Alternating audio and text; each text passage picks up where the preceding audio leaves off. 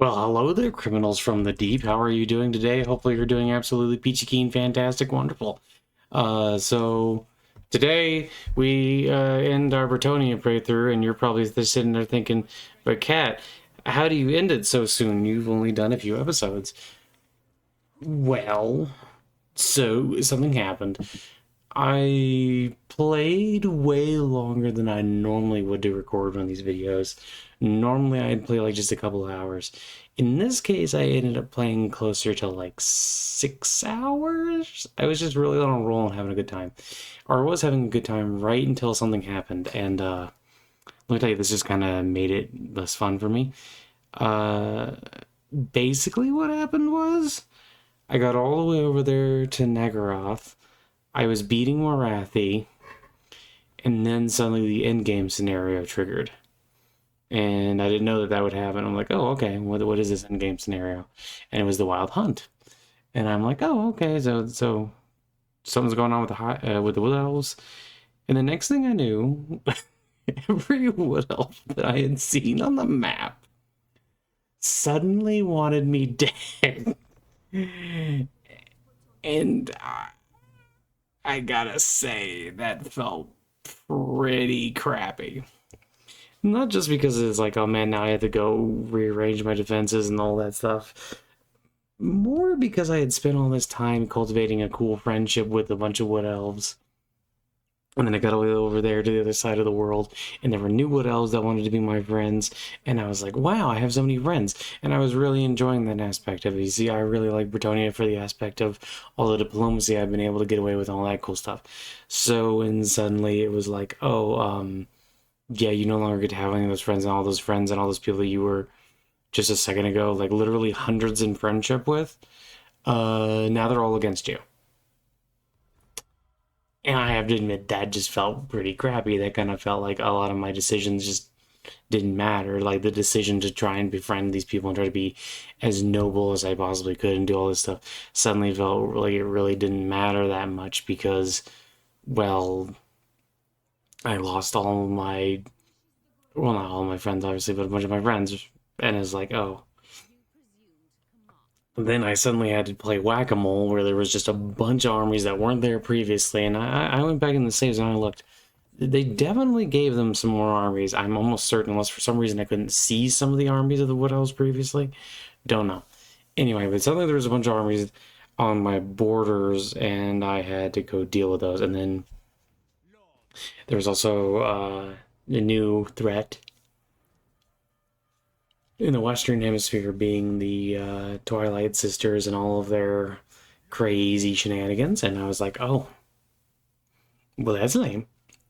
But yeah, so that kind of took a little bit of the wind out of my sails, and I did end up going back a number of saves and trying to build up to have better defenses and more stuff around like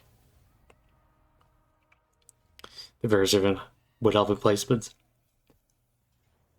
the various different settlements and things like that. And I thought, okay, now we can maybe get a little bit further along with this. And then it turns out that, well, we couldn't really get much further along with this because there were so many of them, so many armies, and they kept being better than my armies and having way more. Like, so I ended up keep having to do this thing where I had to keep building more and more.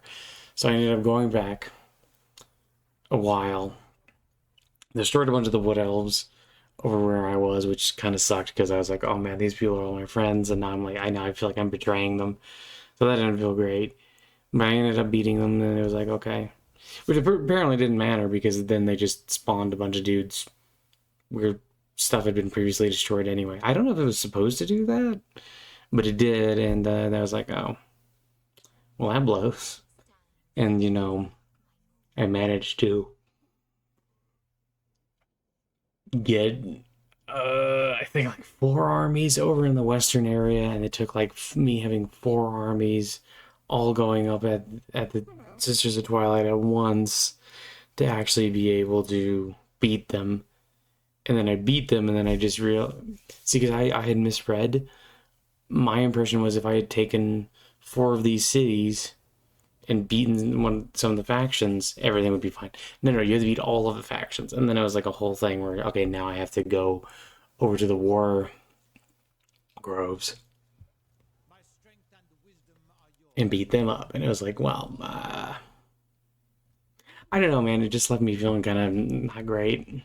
I was having a lot of fun, like negotiating and being like this Fey enchantress and like working with wood elves and high elves and all these other things and kind of getting into these better, cool positions and feeling like I was, um, really having a great time. And I also ended up, you know, something I realized about Bretonia. If you can confederate earlier, you end up being really powerful. Like really powerful. And it was really helpful. Um,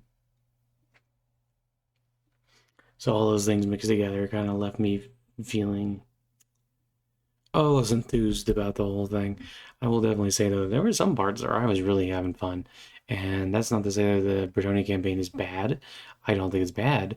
I think some of it is really fun and really cool, and I was really enjoying it right until that point where suddenly it's like, oh, all of these people that I had befriended and taken all this time to try and be cool with and taking all this time to try and, you know, build something with are suddenly just against me. And I get it, man. That's, that's kind of Warhammer. That's kind of the way it goes sometimes. Sometimes you end up in a bad situation where everybody's fighting each other, and that's kind of like, Warhammer shtick. And I get that. But it just felt kind of lame to have that going on. Anyway, so that's kind of like the main thing that ended up happening. And then I finally ended up beating the Twilight Sisters and really getting in there with 4 armies and having a much better time with it. But after I beat them, I realized I still had to do the War Grove way over there in the east. And I will be honest with you, at that point, I just turned on Wiimod and just conquered all the settlements really fast and just got it over with. Because 2 things I'm going to say: don't, if you're not used to playing this for a really long period of time, maybe don't do that. That kind of left me feeling kind of tired and just kind of ready for the thing to be done, which is part of the problem there. And then B, I'm also going to say that when I finally beat them, it was just kind of like one of those things where I'm like, okay, well, this is the end game, but I've already put, what, like 12, 15 hours into this? Something like that.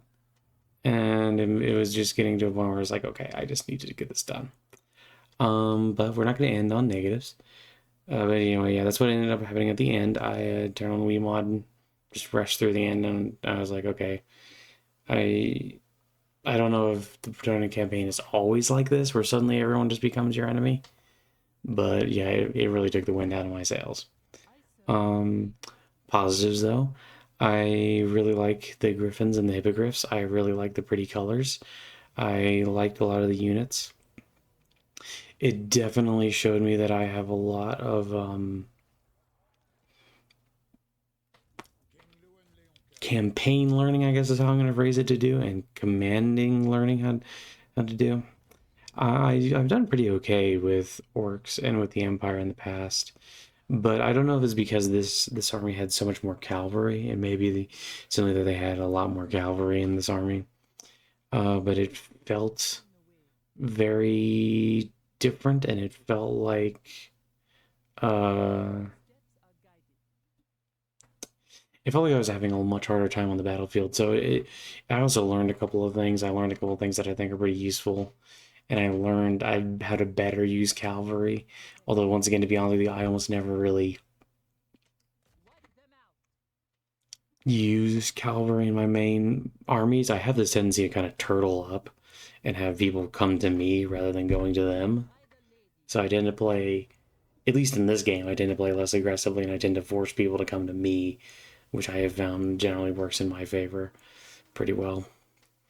Um, And I suppose also, to be fair to the game, if they hadn't have thrown this end game scenario at me, I think I would have been in just such a good spot. I really wasn't having that much of a challenge once I had a decent army pushing westward, and once I ended up getting with fighting Marathi, whatever, the weird lady who likes to try to seduce her son in older editions. um, it ended up being less difficult overall, and I had like a lot of territory to expand into, and people were just declaring war with me left and right. I found out by the end of the game, or well, actually before the end game scenario even actually happened, apparently I was considered a superpower, and everybody was wanting to be friends with me, and they kept asking me to go to war with their enemies. It's like, okay. And eventually I ended up being at war with a bunch of people that I didn't really have that much of a qualm with, or that many qualms with, so it was kind of weird. Would I do it again? Yes. I would definitely play it a little differently. I kind of want to see if there's a way to not get the whales to attack. Because like I said, that was really my biggest complaint, was that feeling of like, I've done all this stuff to get these people to be my friends, and now suddenly they're just not. That just felt kind of bad, you know. But I think most of it was pretty good. I did enjoy a lot of stuff about it. Um, they definitely felt like they were one of the better factions, even though you know they treat their peasants horribly, which they shouldn't do. That's rude. I liked the silly kind of French accents; those are kind of fun. And yeah, I still like Bretonia a lot. It was just that end game was just kind of like, eh, you know. And also that on top of playing for so long and then just being like, okay, I can see the end, and I want it to end, and then it just felt like it just kind of kept going. That wasn't great. Uh, I've never actually gotten the end game scenario before where I wasn't cheating, because usually what ends up happening is I play for a while, and like maybe like 2 or 3 days, and then I get kind of bored and I don't come back, and then next time I come in I just start a new campaign. So I did finish it, but I mean I turned on Wii mod to finish it, so I don't know if that counts really. But yeah, I would still say I would recommend Bretonia. Bretonia is still in my top armies. I think they're really cool still, and they're really pretty with their colors and stuff like that. The ladies have silly head outfits, but it's okay. The Fae Enchantress doesn't. She's the important one. um, but yeah, so we ended up killing these last couple of armies here, and then we were all good to go, and we had quote unquote won the right to be the heir of Bretonia. Yay! Clap, clap, clap, clap. Wait.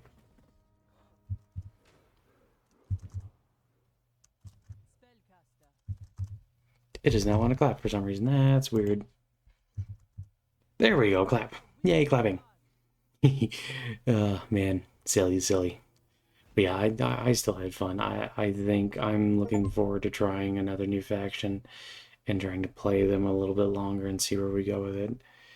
And if you have any suggestions of what faction I should try next, go ahead and post it down below. Otherwise, I'll probably just do some Wheel of Warhammer type stuff and just spin a couple of times and then, you know, call it good with whatever pops up. Anyway, thanks so much for stopping by, and I want you to know that I love you and God loves you, and bye-bye, I love you, bye. Have a great one. And I hope that you're all full of beans. Delicious beans. Bye-bye.